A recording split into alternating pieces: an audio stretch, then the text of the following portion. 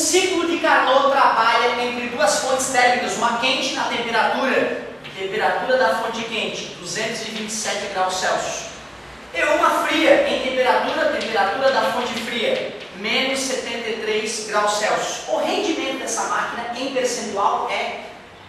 Toda máquina que obedece o ciclo de Carnot pode ter seu rendimento calculado por essa fórmula bem simples, ó. Rendimento é igual a 1 menos temperatura da fonte fria sobre a temperatura da fonte quente. Porém, tem que estar sempre em Kelvin. Não pode colocar a temperatura em graus Celsius, é proibido, só Kelvin. Como é que passa de Celsius para Kelvin? Basta somar 273. Então nós vamos somar 273, para passar para Kelvin, botar na fórmula. Rendimento igual a 1 menos 273 mais menos 73, 200, certo? 273 mais 227 fica 400, 500. Pronto, elimina os zerinhos, rendimento igual a 1 menos 2 dividido para 5, faz no cantinho, 0,4.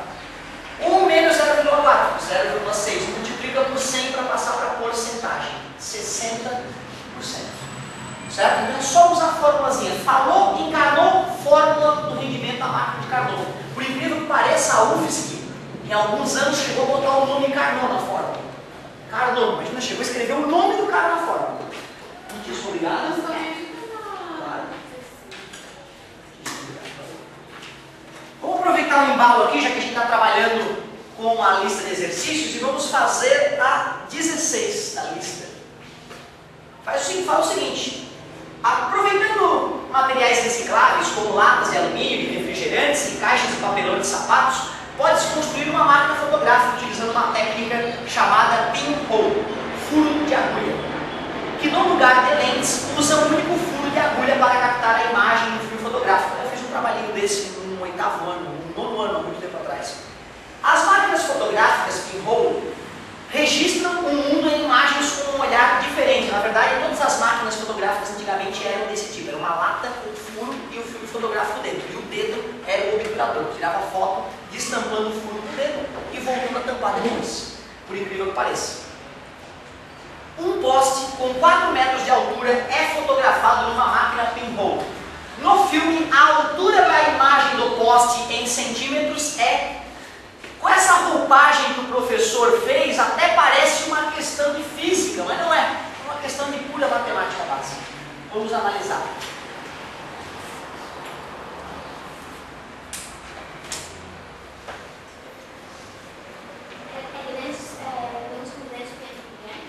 Sim. Pois é, cara, eu vou te confessar que essa história grande, pequeno, eu acho que é fácil se confundir nessa história. É bom entender o que aconteceu ali. Vamos entender que assim, sempre que aparecer na vida de vocês triângulos semelhantes, vocês vão saber resolver. Galera, esse ângulo aqui, ele é igual àquele ângulo ali, certo? Porque quando retas se atravessam, formam 4 ângulos e eles são 2 a 2 opostos pelo vértice. Os opostos pelo vértice têm o mesmo valor. Tudo bem para vocês? Aparentemente, pelo desenho, esse triângulo é um triângulo isósceles. Esse lado é igual a esse. Se esse lado é igual a esse ângulo é igual a aquele.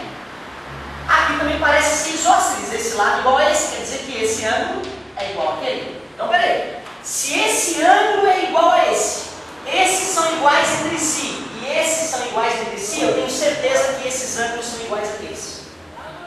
Com isso, eu te provei matematicamente que esses triângulos que vocês estão vendo aqui, ó, são triângulos semelhantes. E triângulos semelhantes têm seus lados proporcionais. Como é que um triângulo, como é que vai ser igual? Dá uma olhada, um é pequenininho, outro é grande. Não pode ser igual, são proporcionais. Então, primeiro, tem que saber que triângulos semelhantes são triângulos que têm ângulos internos iguais. Isso é 7º ano, 6ª série, por incrível que pareça. Tens que saber que triângulos semelhantes têm seus lados proporcionais. Isso também é 7º ou 8º ano. Mas tu vê, tu já viu isso várias vezes na tua vida. E tu esquece, porque faz pouco exercício, ou porque acha que já fez muito, ou porque acha que está sabendo muito. Então a gente tem que estar sempre humilde. Eu estou há 20 anos estudando a coisa e eu erro todo dia. Então o cara que sai, eu sou foda. Não, mentira, é babaca. Tem que ter humildade, fazer exercício até o 3º, senão vai se dar mal. Vai se dar mal. Então olha só, são ângulos iguais, então triângulos são semelhantes. Triângulos semelhantes têm seus lados proporcionais. E não só os lados, a altura também. Tu concorda que esse 5 é a altura desse triângulo aqui? Se tu olhar de lado, né? Então na verdade eu tenho um triângulo maior e um triângulo menor. Eles têm todos os ângulos iguais entre si. Portanto são semelhantes. A base de um é 4. A base do outro é H. A altura de um é 5. A altura do outro 0,1. Tudo bem para vocês? Porque um está centímetro, está em metro. Eu peguei o centímetro e fiz tom, dividi por 100, já que é centímetro. Tudo bem? E aí usa aquilo que tu aprendeu já desde o 8º ano, semelhança de triângulo. E a maneira como tu vai fazer a semelhança de triângulo é tu que escolhe, cara. É tu que escolhe. Se eu fizer, por exemplo, 5 dividido por 4 no triângulo grande, eu farei que conta no outro? 0,1 sobre H. Se eu fiz altura sobre base, eu faço do outro lado altura. Não gostei, professor, dessa. Tudo bem, cara, eu faço outra. Eu vou fazer assim, ó. A altura do grande dividido pela altura do pequeno. 5 dividido por 0,1. O que eu faço agora? A base do grande dividido pela base do pequeno. Tá vendo? Então, se tu decora grande, pequeno, isso fica esquisito. O importante é tu saber que eles na mesma posição, se tu faz a mesma sequência de cálculo num e no outro, tem que dar o mesmo resultado. Certo? Então, tu escolhe o que tu acha melhor. Não gostei dessa também, professor. Tá bom, vamos fazer outra então. H dividido por 4, o que eu faria então? 0,1 dividido por 5. 0,1 dividido por 5. Está dividindo, passa. Pronto. H vai ficar igual a 0,4 dividido por 5. H igual.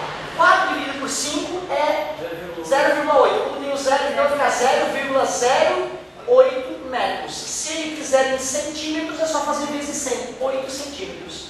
Então, a latinha, ó, só para quem ainda não visualizou, isso aqui é o poste, tá? Ele disse que isso aqui é o poste. Isso aqui é uma lata, tem um furo de uma agulha ali. E ele bota o filme fotográfico lá no fundo da lata. Bota o dedinho tá numa sala escura, né? Quando ele colocou o filme lá no fundo. Tampa com o dedinho para a luz não entrar e não queimar o filme antes do tempo.